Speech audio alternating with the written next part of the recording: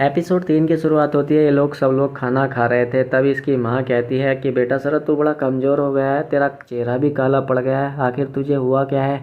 शरद कहता है माँ मुझे कुछ नहीं हुआ, मैं बिल्कुल ठीक हूँ। और ये लोग खाना खाने के बाद में शरद अपने कमरे में आकर फिर से एक होल खोल देता है दीवार में अपने भैया भाभी को देखने के लिए, और साइकिल लेकर अपनी भाभी के पास में आ जाता है। भाभी से कहता है आओ भाभी साइकिल पर बैठो, तुम्हें पूरे गाँव की सैर करवाता हूँ। भाभी कहती है तुमने गिरा दिया तो। शरद कहता है कि भाभी अपने देवर पर इतना ही विश्वास नहीं, और वो उसको पूरा गांव घुमाता है। रात होती है, रेनू अपने पति के पास में आती है और उससे कहती है कुछ करो ना। उसका पति कहता है कि हम बहुत ज़्यादा थक गए, हमारे बस की बात नहीं है, तुम सो जाओ। और वो सो जाता है। इधर भाभी देखती है हॉल की तरफ, जहाँ पर पहले से ही शरद उसको झांक रहा था। अब भाभी अपनी आँख खुद ही शांत करने लगती है, और उसको देखकर शरद भी पूरे मज़े लेता है दीवार के हॉल से। अगली सुबह फिर से इसकी माँ कहती है कि बेटा इसको किसी अच्छे से डॉक्टर को दिखा दे, इसकी बीमारी तो बढ़ती ही जा रही है। और उसका भाई रघु उसको लेकर डॉक्टर के पास चले जाता है। भाभी कहती है कि माँ जी मैं नहाने जा रही हूँ। अब ये रघु का भाई शरद सोचने लगता है कि मुझे हुआ क्या है, मैं ये सब अच्छा भी कर रहा हूँ या नहीं। अब शाम को ये सब लोग फिर से इसके पैर दबा रहे होते हैं माता जी के। माँ कहती है कि देखा बेटा इसका तबीयत तो ठीक होने का नाम ही नहीं ले रहा है, इसको किसी अच्छे से डॉक्टर से दिखा। रघु कहता है कि इसको दूसरे डॉक्टर पर लेकर जाना पड़ेगा। भाभी सोचने लगती है कि हमें पता है इसकी तबीयत क्यों ठीक नहीं हो रही। वो उसके कमरे में जाती है, जहाँ पर पहले से ही वो गंदी मैगज़ीन देखकर एक्साइटेड हो रहा होता है। भाभी उससे कहती है कि क्या पढ़ रहे हो देवर जी। वो कहता है कि भाभी जी बीजगणित पढ़ रहे हैं। वो उसकी किताब छीन लेती है।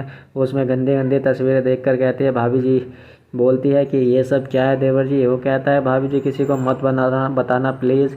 वो कहती है ठीक है, लेकिन अपनी सेहत पर ध्यान दो देवर जी।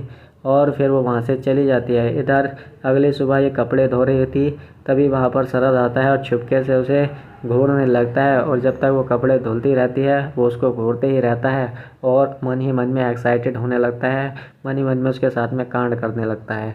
शाम होती है, फिर से ये अपने पति से कहती है कुछ करो ना। तब इसका पति कहता है कि आज हम गोली लेकर आए हैं, आज तुम्हें पूरा सुख देंगे।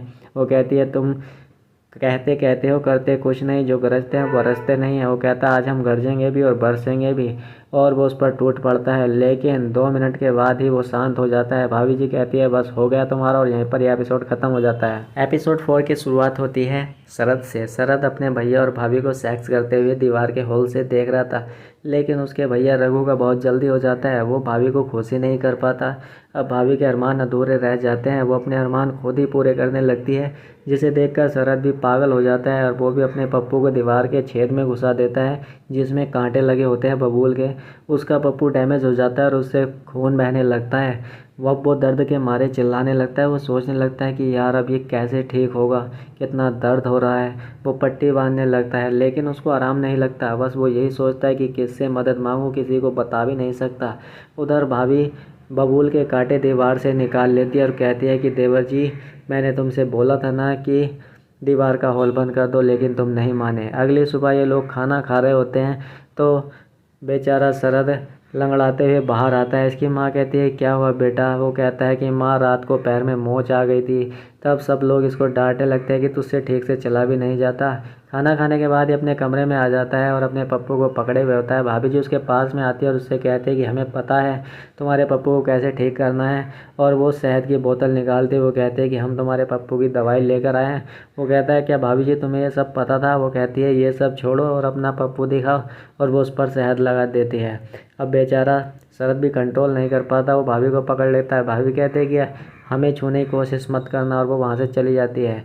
इधर रघु इसके पास में आता है और इससे कहता है कि आज हम लेट आएंगे, तुम खाना पीना खाकर सो जाना। उसके जाते ही आ जाता है शरद भाभी के पास में, उसे पीछे से पकड़ लेता है। भाभी भी एक्साइटेड हो जाती है, लेकिन जब उसका चेहरा देखती है तो वो कहती है कि शरद तुम्हारी हिम्मत कैसे हुई, तुम भूल गए कि हम तुम्हारी भाभी हैं, तुम्हारी हिम्मत कैसे हुई हमें छूने की। शरद वहाँ से भाग जाता है। अब ये दीवार के पास में आता है, इसको बबूल के कांटे वहाँ पर पड़े हुए मिलते हैं। वो सोचने लगता है कि ये सब भाभी ने किया है। वो कांटे लेकर भाभी के पास में आता है। भाभी कहती है कि हाँ ये सब हमने ही किया है, लेकिन तुमसे कितनी बार बोला था कि दीवार का होल बंद कर दो, लेकिन तुम नहीं माने।